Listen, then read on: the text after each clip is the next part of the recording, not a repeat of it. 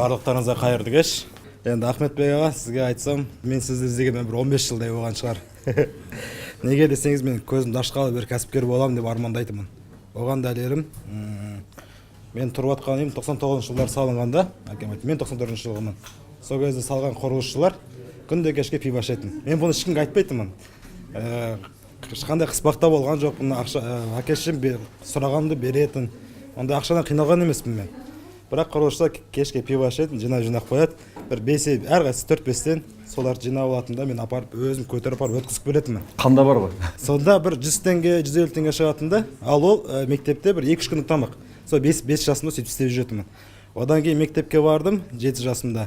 Класстастарым бәрі көрші болды да, мен оны істеуге ұялдым. Заңғар үйлерін айтып барама деп, заңғар жағдайлар қиын екен, бутылка тасып жүр, анау мынау деп айтама деп ұялдым мен. Оны істемейтін болдым.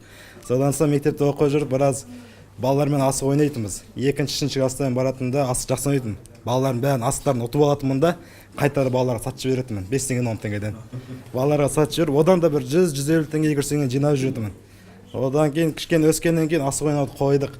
Одан кейін кинолар, ойындар, дискқа жазып беріп, оны да сатып жіберетінмін. Диск ол 25 теңге тұрады, 500 теңгеден сатып жібересің. Одан да бір ақша жасайтынмын. Мектеп бітіретін кезде әкеммен әңгіме болды да. Әкем айтты, қандай оқуға түскің келеді, басында өзі сұрады. Мен айттым, кішкентай болса да бір бизнес жайлы үйрететін біреуге барайын, әйтпесе оқымай қойын дедім. Енді әкем сөзін қайтарамаймын да ешқашан. Не айтады, соны істеймін. Өзім қаламасам да. Сосын папам ұрысты маған.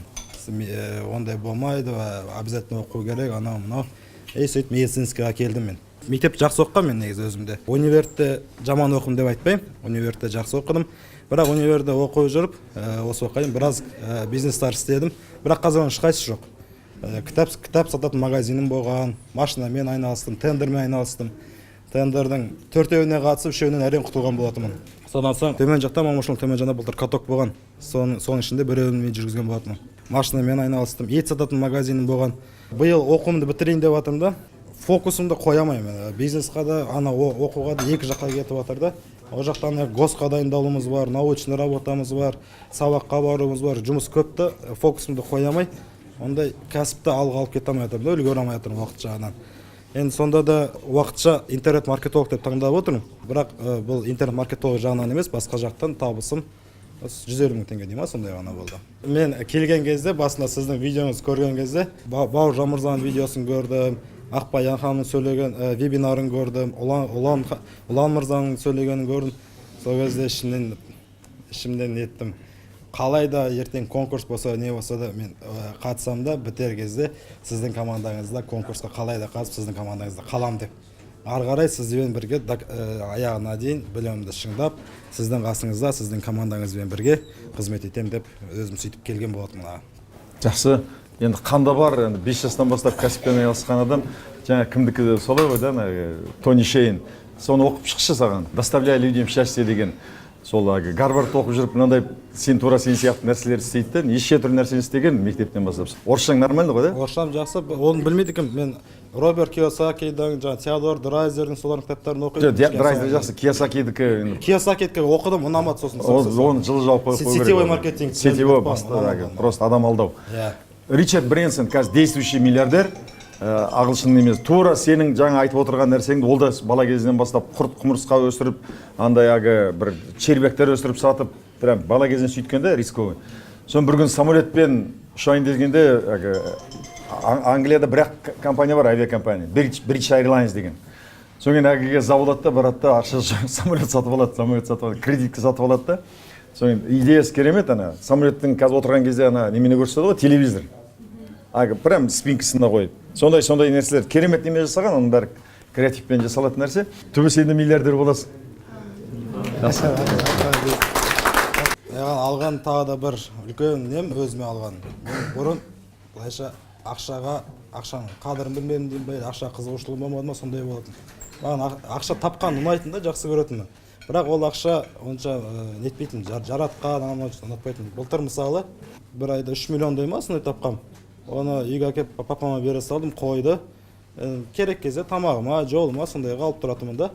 сол қазір ойлап қарасам, сіз артефакт дейсіз ғой, өзіңе бірдеме істеу керек, ананы істеу керек, қыдыру керек, бару керек деп. Ойлап қарасам, сол 3 миллионнан өзіме даже бір киім сата алмаған екенмін да. Бәрін алып бере салған екен просто. Енді қазір қарап отырсам, тапқанды біраз өзіме жұмсау керек екен да қазір. Ары қарай даму үшін. Мен сол мүмкін содан дамымай жүрдім ба? Мен алып бере салдым үйде просто. Үйде.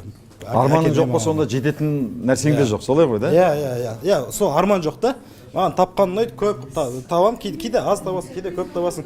Алып әкеме бере салдым. Ол үйде анаған жұмсайтын. Джон Годдардтың арман мақсатын жіберді ме сендерге? 127. Алдында көргем, иә. Көрдіңдер, менікін жіберді ме?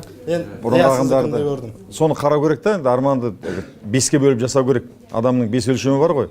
Денсаулыққа байланысты арман мақсат керек, білімге байланысты арман мақсат керек, табысқа байланысты, табыстың ішінде адамда соның ішінде демалыс та болуға тиіс. Табыс болғаннан кейін қыдыру, ел көру, жер көру, парашюттан секіру, лайнермен саяхаттау деген сияқты. Адам жер көріп, ел көріп қыдырмасаң. Оны енді түсініп жатырмын. Сол аралдарға бару деген сияқты, Европаны көру, Американы көру, Жапонияны көру, сол қызықтырып тұрады да, миыңда үнемі тұрады. Содан кейін адамда рухани арман мақсат міндетті түрде болуға тиіс. Артыңа із қалдырып кету. Абайдың сөзі бар.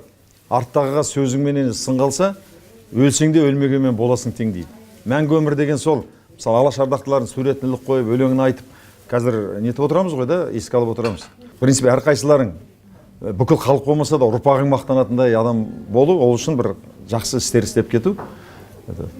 Табысты көп табу керек, және оны дұрыс орынға жұмсау керек.